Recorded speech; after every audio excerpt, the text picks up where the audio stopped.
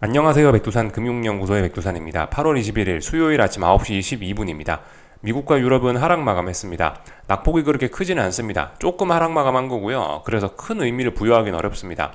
이 큰 상승 추세, 장기적인 상승 추세는 아직까지 크게 타격을 받진 않았고요. 살짝 흠집을 갔을 뿐이지만 큰 타격을 받진 않았고, 그 와중에 이제 큰 조정이 있었던 거죠. 그죠? 큰 폭락이 한번 있었고, 거기서 V자형 반등이 급격하게 진행이 되다 보니까 이 피로감으로 어젯밤에 살짝 하락 마감한 겁니다. 어젯밤 살짝 하락 마감했다라고 해서 이제 앞으로 본격적으로 다시 저점을 테스트하러 가는 큰 폭락이 시작된다라고 이야기할 수는 없습니다. 아직까지는 조금 빠졌으면 눌림이구나, 더 올라갈 거야라고 생각하면서 일단 더 올라갈 거야, 더 갈 수 있어라고 생각하는 게 이게 이제 보편적인 관점입니다. 일반적인 관점입니다. 여기서 만약에 이제 아래쪽으로 더 가겠다라고 한다면은 여기서 어떤 재료가 필요할 겁니다. 어떤 재료, 악재 같은 게 나와야 시장이 추가적으로 폭락하거나 그럴 수가 있을 겁니다. 새로운 재료가 나오는지 안 나오는지는 이제 오늘 밤이나 이제 앞으로 좀 시간을 두면서 좀 보면 될 것 같은데, 아무튼 어젯밤 하락은 일단 어젯밤 하락은 그렇게 큰 의미를 둘 수 없는 단기 급등에 대한 피로감에 의한 가벼운 조정, 요렇게 일단 볼 수가 있겠습니다. 어젯밤에 조금 좀 더 생각을 해봤는데, 하여튼 지금 미국 증시 기준으로 해서 이 중요한 저항을 한 번에 지금 뛰어넘었단 말이죠. 그래서 그 V자형 반등의 의지를 일단 보였다라고 볼 수가 있겠습니다. 나스닥 기준으로 계속해서 말씀을 드리고 있는데요. 나스닥 기준으로 봤을 때는 이제 일봉입니다. 제가 말씀드렸던 중요했던 자리가 이 자리 정도였거든요. 이 자리, 대략적으로 이 자리. 이 자리가 어디냐면은 지난번 이 대폭락을 시작했던 그 시가 자리예요. 대폭락을 유발시켰던 그 시작의 자리가 여기였거든요. 그리고 지금 이 자리는 대략적으로 지난번이 첫 번째 하락의 이 저점이기도 하고요. 그렇기 때문에 지금 이 자리는 중요하다. 그리고 공교롭게도 마침 60일선도 이 부근을 지나가고 있습니다. 그래서 이 자리는 대략적으로 어떤 V자형 반등이냐, 아니면은 다시 아래쪽으로 내려오면서 어떤 지지력을 테스트하느냐, 쌍바닥을 검증하느냐, 요런 거를 결정하는 어떤 중요한 저항이라고 우리가 생각을 해야 되는데, 근데 이 자리에서 얘가 위쪽으로 일단 방향을 틀어버렸단 말이죠. 그렇기 때문에 일단은 V자형 반등 가능성, 그래서 V자형 반등 이런 걸로 갈 모양이다라고 일단 말씀을 좀 드리는 거고요. 얘가 이렇게 급격하게 올라가다 보니까 지금 보시면 이제 급격하게 하락하고 있던 이런 21선들이 기울기가 수평으로 되고 심지어 이제 머리를 위쪽으로 이제 들고 있는 그런 모습입니다. 그러니까 어떤 단기적인 폭락세는 사실상 이번에 V자형 반등 이거 한 방으로 인해서 단기적인 급락세는 지금 거의 다 극복을 해내는 그런 모습이라 가지고, 그래서 이제 V자형 반등 그런 걸 좀 말씀을 좀 드리는 겁니다. 그리고 지금 여기서 이제 조금 좀 더 생각을 해봐야 될 게, 여기서 만약 V자형 반등을 하게 된다라면은 상승 목표치가 저기 위에까지 열린다라고 말씀드렸죠. 정고점까지 열린다라 말씀드렸죠. 이게 심지어 그보다 좀 더 올라갈 수도 있겠다라는 생각을 좀 하긴 해야 될 것 같아요.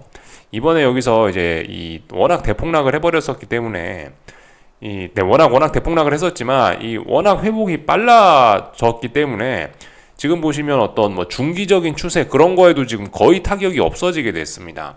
단기적으로 어떤 좀 큰 타격이 좀 받긴 받았지만은 중기적인 측면에서 보면은 예를 들어 몇 달, 중기적이라는 건 한두 달 정도 차원이 되겠죠.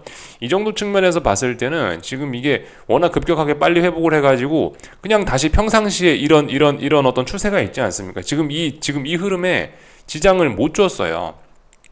그래서 이제 그런 걸 이제 보여주는 게 뭐냐면 예를 들면 61선 같은 거 초록색 진한 선인데, 이런 선들도 지금 보시면 머리를 이제 위쪽으로 이제 들고 있다라는 겁니다. 그렇게 폭락을 했음에도 불구하고 이 초록색 선이 아래쪽으로 기울기가 의미 있게 간 적이 지금 없다란 말입니다. 그러니까 이런 거를 봤을 때는 어떤 중기적인 흐름도 굉장히 좀 건전해졌다.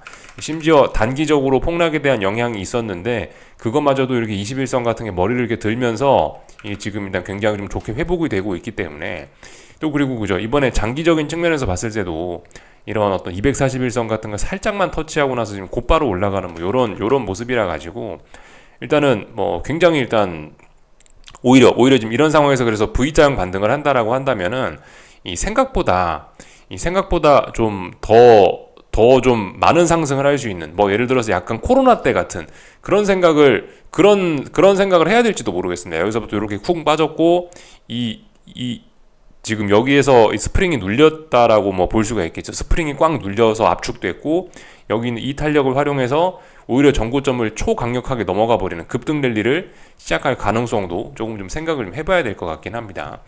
지금까지는 변동성이 적었던 차분했던 시장이란 말이에요. 차분했는데 여기서 얘가 오래간만에 변동성을 한번 줬고 그랬기 때문에 어떤 강한 에너지가 응축이 됐고 강한 에너지가 압축됐고 눌려가지고 여기서 이제 그걸 재료로 해서 이제 더욱더 탄력적으로 어쨌든 뭐 거의 뭐 이런 랠리가 얼마나 지속될지는 모르겠습니다만 일단은 뭐 전고점까지 넘어갈 수도 있겠다라는 그런 생각을 조금 좀 하긴 해야 될 수 있을 것 같습니다.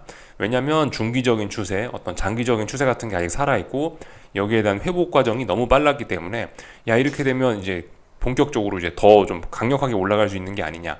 단기적인 측면에서 봤을 때 이렇게 좀 생각을 해야 될 것 같습니다. 다만 말씀드렸다시피 지금 단기적으로는 어떤 이런 폭락의 영향을 다 극복을 해버렸기 때문에 앞으로는 굉장히 좋을 수 있는데 단기적으로는 근데 중장기적으로는 뭐 말씀드리고 있죠. AI 고평가 논란 그런 게 있다고요. 이 폭락을 했던 그 자리입니다. 그렇기 때문에 이런 점들은 좀 중장기적인 부담이라고 할 수가 있겠죠. 또 그리고 그죠 미국 경제에 대한 어떤 그런 불확실성 그런 것도 조금은 좀 남아 있기 때문에 많이 극복했지만 그런 지표들에 관한 불확실성 같은 게 조금은 좀 남아 있기 때문에 그래서 이게 만약에 이제 단기적으로 오버슈팅을 할 수 있을지도 모르겠지만 고점을 훌쩍 넘어가는 그런 슈팅을 할 수 있겠지만은 그렇다면 또 어떤 그에 대한 대가를 또 더욱더 심하게 치러야 될 그럴 가능성도 좀 생각을 해봐야 되겠습니다.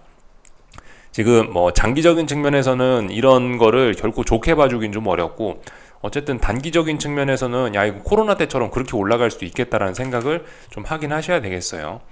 물론 이제 좀 말이 좀 안 된다라고 좀 생각을 하긴 합니다.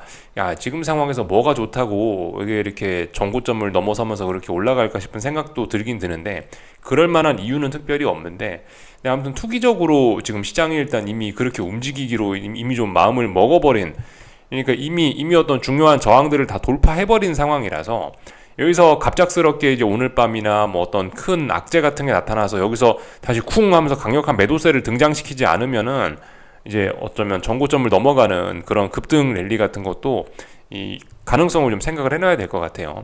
지금 보시면 그죠. 지금까지 대략적으로 나스닥이 이런 느긋한 상승 기울기로 오르다가 상승의 기울기를 좀 가파르게 했다가 폭락을 맞았죠. 그 폭락을 맞고 나서 지금 상승의 기울기는 어쩌죠? 이때의 상승의 기울기 생각해 보시면 지금은 그때보다 더욱더 이 상승의 기울기가 좀 가팔라지고 있죠. 이런 흐름대로라면은 고점도 충분히 좀 높아질 수 있으나 이 장기적으로 봤을 때는 이게 건전하지 못할 가능성이 좀 굉장히 높아질 수 있겠죠.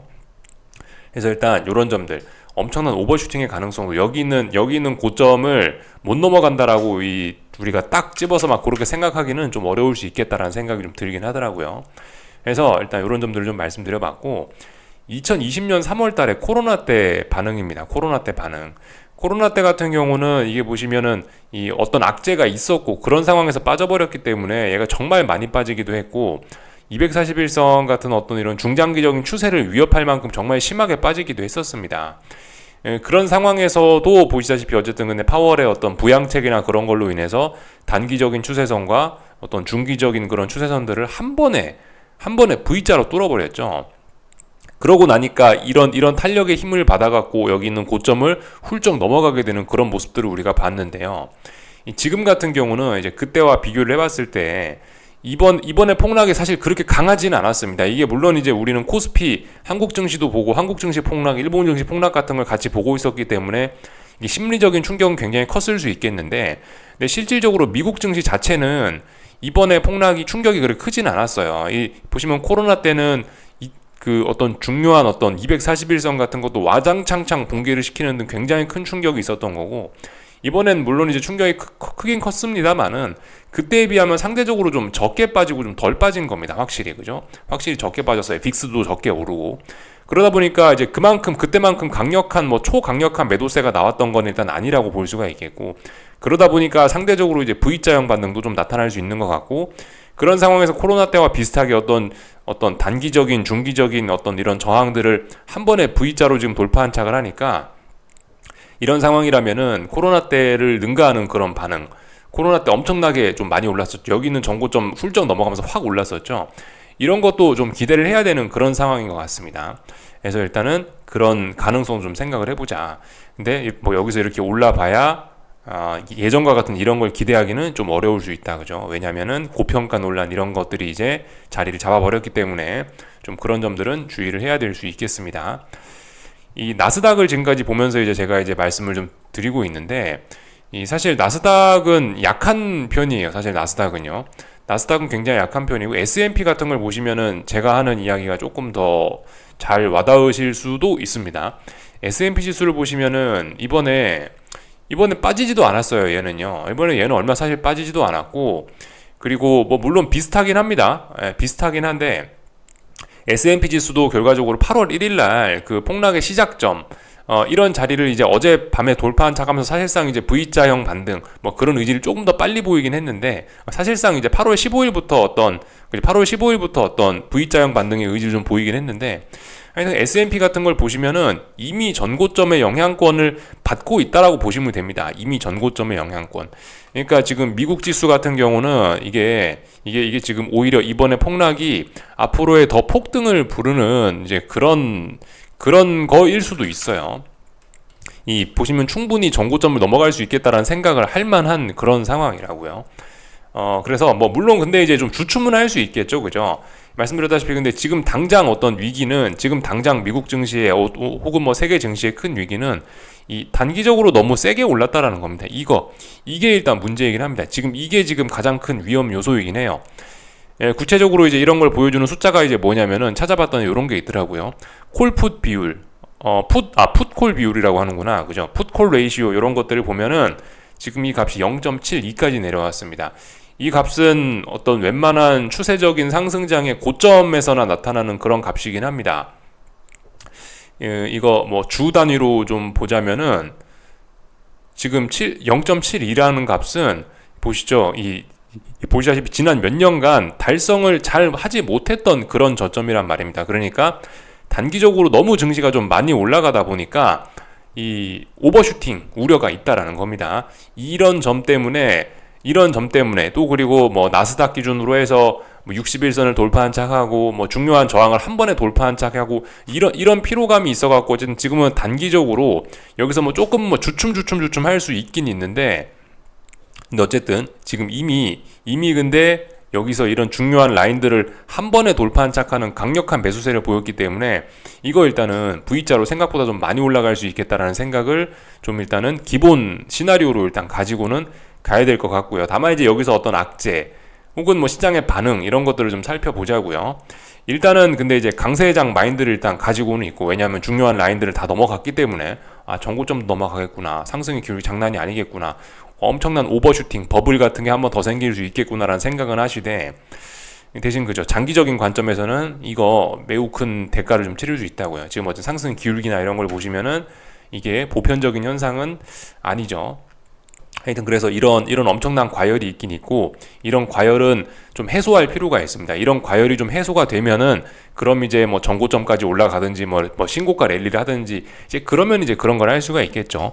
당장은 이 0.72라는 이런 값 때문에, 이런 단기 오버슈팅 부담 때문에 당장은 얘가 막 대폭등을 하는 건 조금 어려울 수 있겠고, 단기적으로는 지금 좀 주춤할 수밖에 없는 그런 자리이긴 합니다.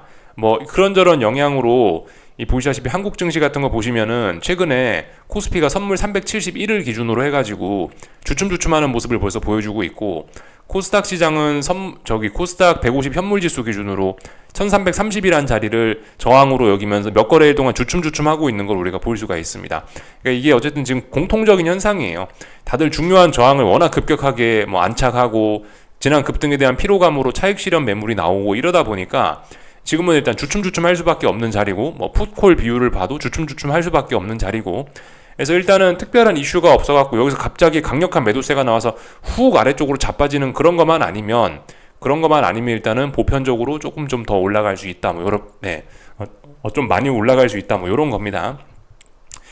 다만 이제 V자형 반등 이제 거의 뭐 요런 시나리오로 간다라고 한다면 예전과 좀 달라진 게, 뭐 물론 예전에도 계속 눌림심에서 이야기는 좀 드리긴 했습니다만은, 눌림이 뭐 예전에는 뭐 여기 밑에까지 눌림이 나올 걸 기대했다면은 지금은 사실 어떤 중요한 자리들을 강하게 돌파한 척한 거기 때문에 여기까지 이렇게 많이 눌리는 걸 기대할 수는 없습니다. 눌림시 매수를 하긴 하지만은 조금 예상보다 좀 빨리 눌림시 매수를, 얼마 안 빠지고 금방 눌림시 매수를 해야 될 수 있다라는 생각 정도로 좀 약간 좀 전환을 하는 게 좀 필요하지 않을까라는 생각이에요.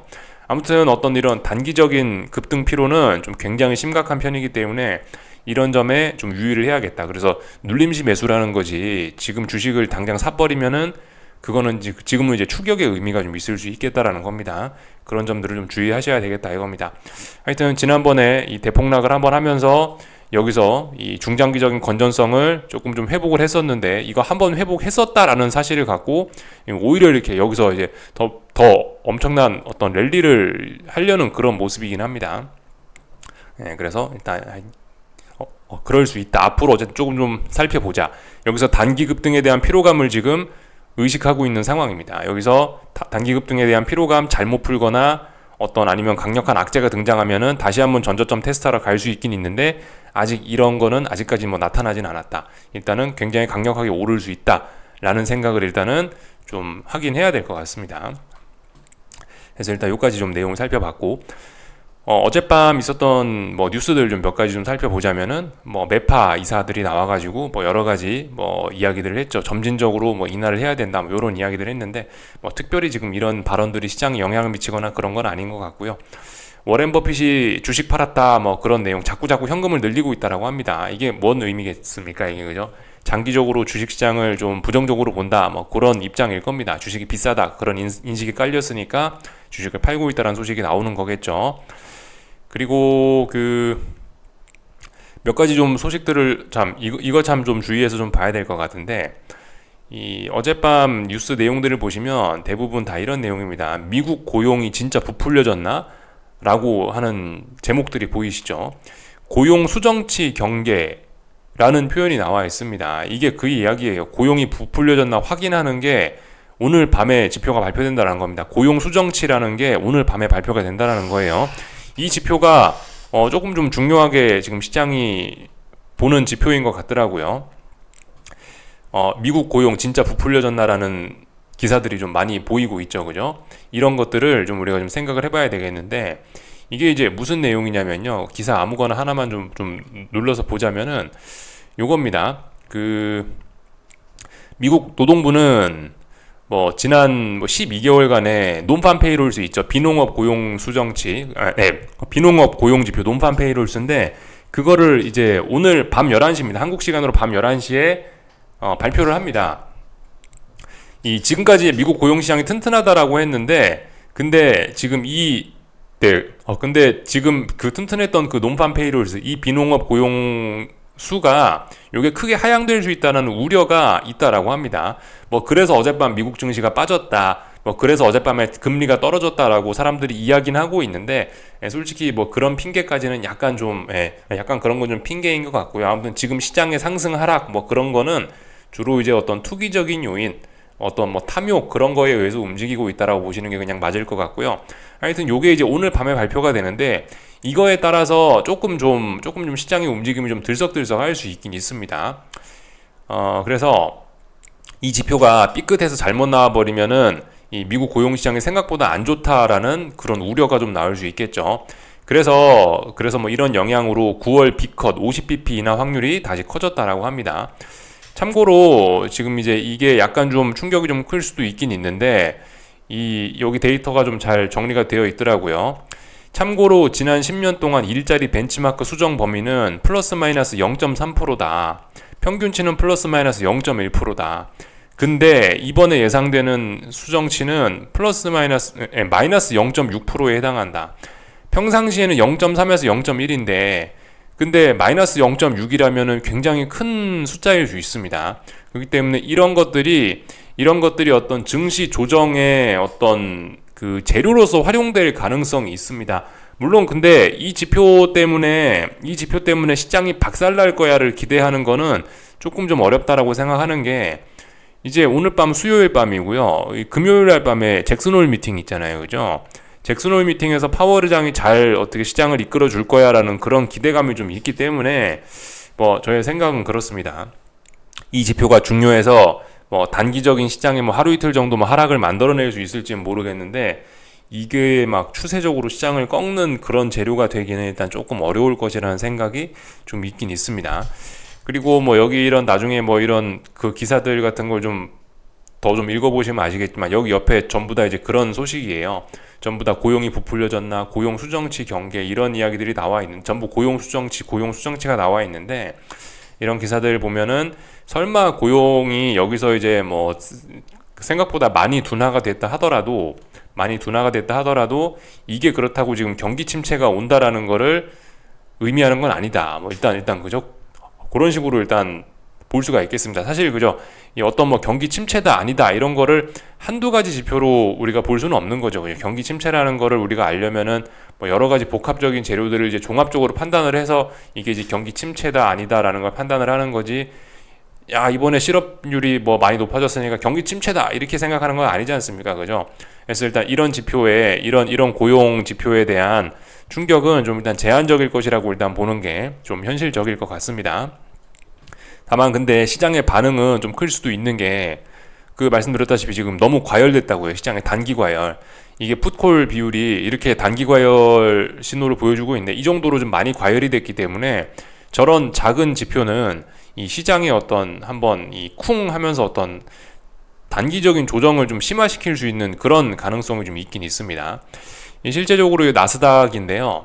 나스닥 30분 봉을 지금 이제 보고 계신 건데, 이 오래간만에 여기 있는 이 보시면 지금까지 제가 지난번에 단기 바닥 만들었다고 말씀드린 게 한 8월 8일쯤이었죠. 단기 바닥 만들었다고 말씀드리고 나서 61선 같은 게 쭉 잘 타고 올라오고 있는데, 이 가장 오랜 기간 8월 8일 이후로 가장 오랜 기간 지금 61선 밑에서 놀고 있습니다.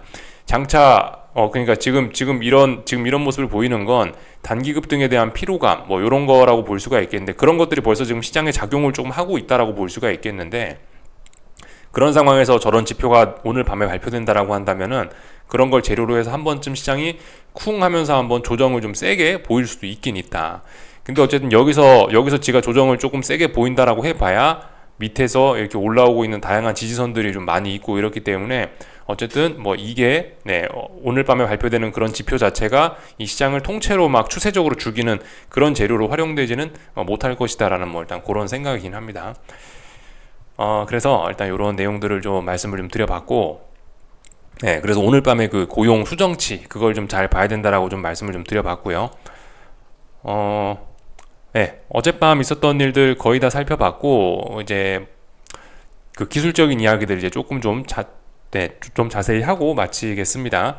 어젯밤 좀 상승이 좀 둔화가 되긴 됐습니다. 그죠? 그래서 기존의 시장을 강하게 끌고 오던 뭐 엔비디아라든가 반도체가 좀 약하고, 뭐 나스닥이 뭐 좀 약했으나 러셀 지수 이런 거 보시면 깝깝하죠. 그죠? 러셀 지수 이런 거는 약간 뭐 어떤 경제 전망 이런 거에 대해서 영향을 좀 많이 받아서 그런지 뭐 좀 낙폭이 좀 컸습니다. 시장 분위기는 분명히 안 좋았죠. 좀 전에 고용 지표 수정치 발표될 수 있다라고 하면서 50bp 인하 확률이 살짝 높아졌습니다. 금리 인하 9월 금리 인하 확률이 9월 금리 50bp 인하 확률이 좀 높아진 거죠. 그러니까 미국 경제가 뭐 좀 둔화될 수 있어 이런 이야기니까 러셀 지수가 조금 미리 경계감으로 인해서 조금 좀 많이 빠진 거라고 볼 수 있겠습니다. 그러니까 이런 것들을 보시면 역시 뭐 경제고 뭐고 역시 AI 친구들이 강하다. 이게 정말 시장의 관심사가 다시 실적으로 돌아왔구나라는 게 조금 좀 느껴지긴 합니다. 물론 어제 엔비디아도 하락 마감하긴 했는데, 엔비디아는 하도 많이 올랐으니까 그냥 이제 지금 빠진 거죠. 엔비디아 좀 내용을 좀 살펴보자면은, 엔비디아는 이런 모습입니다. 한 번쯤 빠질 때가 좀 되긴 되죠. 너무 많이 올랐죠, 한동안. 그러면서 지금 거의 뭐 전고점까지 올라왔는데, 이 정도면 굉장히 많이 올랐다라고 보실 수가 있겠습니다. S&P 지수와 비슷하게 사실상 이제 전고점의 영향을 받는 매물대, 저항대에 올라왔다라고 보셔야 되겠죠. 일단은 이런 조정이 나오는 게 좀 적합해 보입니다. 근데 아무튼 이런 종목들도 지금 보시면요, 엔비디아나 이런 종목들도 보시면 이 지난번에 폭락을 오히려 상승 탄력을 높이는 좋은 기회로서 지금 활용하는 모습이라, 이번에 보시면 벌써 21선이라든가 61선 같은 걸 이미 다 극복을 했고, 이번에 폭락을 했다 하더라도 이런 어떤 중기적인 상승 추세나 이런 거에 타격이 거의 없었습니다. 그렇기 때문에 지금 이런 폭락은 오히려 오히려 단기적으로 봤을 때 더 이런 전고점을 넘길 수 있는 이런 매력을 좀 만들어줬다라고 좀 생각을 해봐야 될 것 같아요.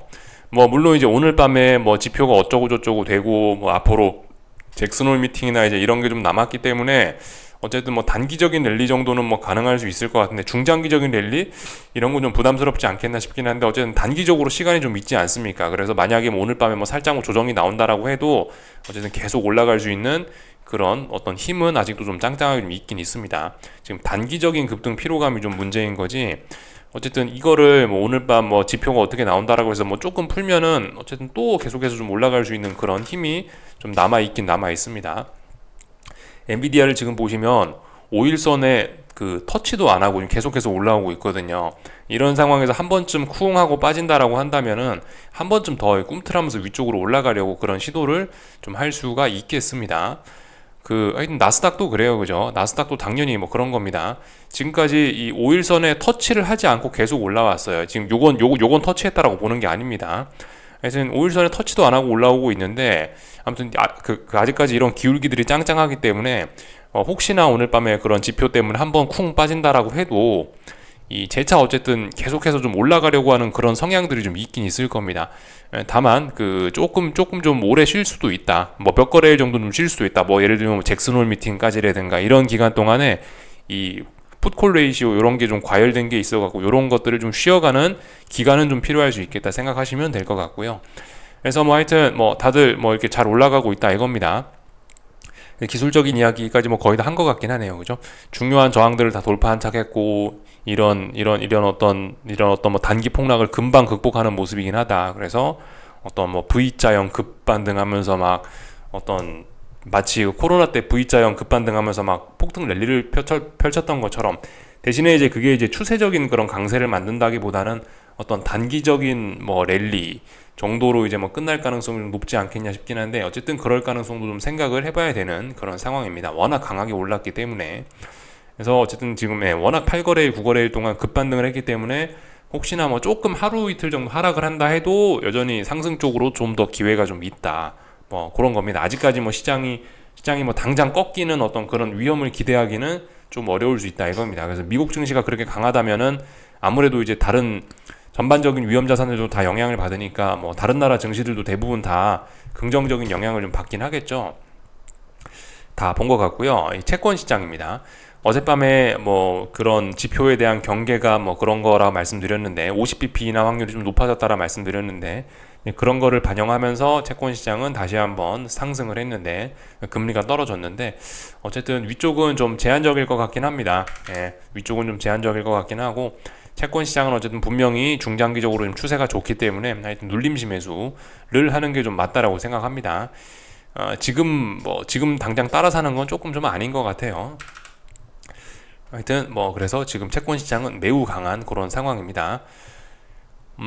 뭐 나머지는 특별한 거 없는 것 같죠. 그리고 참 달러도 미국 그 고용 지표가 둔화될 수 있단다. 그러니까 달러도 계속해서 약합니다. 이거 유로화인데 유로화 초강세, 달러화 약세가 나타나고 있긴 있는데요. 어쨌든 근데 전반적으로 봤을 때는 근데 이제 달러가 막 추세적으로 엄청나게 약해지기는 지금 그건 또 좀 어려운 그런 상황이긴 합니다. 뭐 말씀드렸다시피 다른 나라들이 괜찮아져야 되는데 다른 나라들이 그렇게 괜찮아지는 나라들이 좀 잘 없긴 하거든요. 아시다시피 그죠?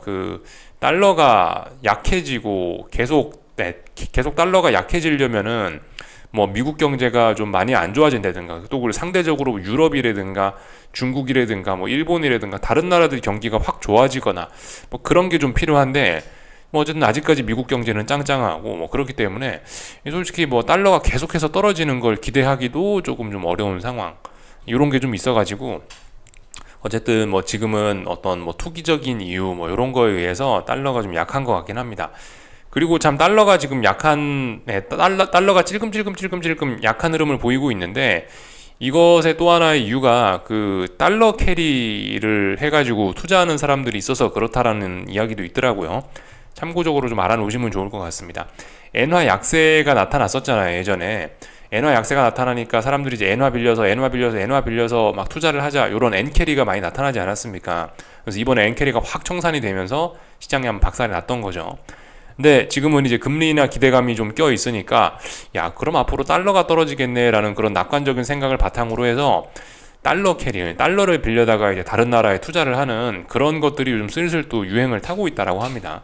그런 것들의 영향으로 달러가 점진적인 약세 압력을 좀 받긴 받는 것 같습니다. 그러나 어쨌든 너무나 강력한 뭐 달러의 추세적인 하락을 기대하기는 어쨌든 지금 상황은 좀 녹록진 않은 것 같습니다. 환율 시장은 그래서 외환 시장은 그래서 그냥 계속해서 좀 답답한 구간이지 않을까라는 생각을 일단 좀 하고 있습니다. 그 와중에 뭐 달러가 약하니까 금값은 계속해서 찔찔찔찔 상승하고 있습니다. 이런 내용까지 봤고요. 하여튼 오늘 한국 증시는 뭐 보시다시피 미국 증시가 좀 약하니까 얘도 어쨌든 좀 조정이 좀 나오고 있는 모습이긴 합니다. 근데 말씀드렸다시피 아직까지는 뭐 조금은 좀 더 상승 쪽으로 아직 좀 기회가 있어 보이긴 합니다. 한국 증시도 뭐 어떤 기술적인 측면으로 봤을 때 지금 계속해서 지금 5일선이 쭈르르시 올라오고 있는 이런 상황이고 아직까지 뭐 기울기도 좀 아직까지 기울기도 잘 살아있고 이런 상황이라 아직까지는 그죠? 눌림시 매수 관점입니다. 아직까지는 이게 아직까지는 당장 막 하락으로 크게 전환됐다라고 그 우려할 만한 그런 것까지는 좀 아니라고 봅니다. 지금 한국 증시는 이제 뭐냐면 얘네도 이제 중요한 저항에 이제 맞닥뜨렸으니까 그런 거죠. 원래 이제 제가 미국 증시에서 생각했던 그림이 사실 이런 그림입니다. 미국 증시에 생각했던 게 가파르게 떨어지는 21선 이런 영향으로 단기 폭락의 영향으로 상승이 이쪽 부근에서 좀 둔화될 거야 라고 이제 제가 이제 미국 증시를 보면 생각을 했었었는데 한국 증시가 약하니까 21선에서 지금 버벅버벅거리는 거고 미국 증시는 강하니까 61선까지 지금 한 번에 돌파 한창 해버리는 거죠. 어쨌든 뭐 살짝 지금 이제 둔화가 되는 모습이긴 하나 지금 한국 증시 상승이 좀 둔화가 되는 모습이긴 하나 이게 어떤 뭐 공격적인 하방 베팅의 그런 재료까지는 일단은 아니라고 보는 게 보편적인 관점이긴 합니다. 일단은 뭐 조금 더 확인이 필요합니다. 하방으로 뭐 여기서 뭐 진입을 하거나 뭐 그렇게 하기에는 아직까지 좀 더 확인이 필요합니다. 조금 더 일단 주식이 올라갈 만한 그런 여유는 조금 더 아직까지 그런 여유는 조금 남아있는 그런 상황이죠. 여기까지 하겠습니다. 궁금한 거 리플 남겨주시고요. 오늘 저녁에 뵙도록 하겠습니다.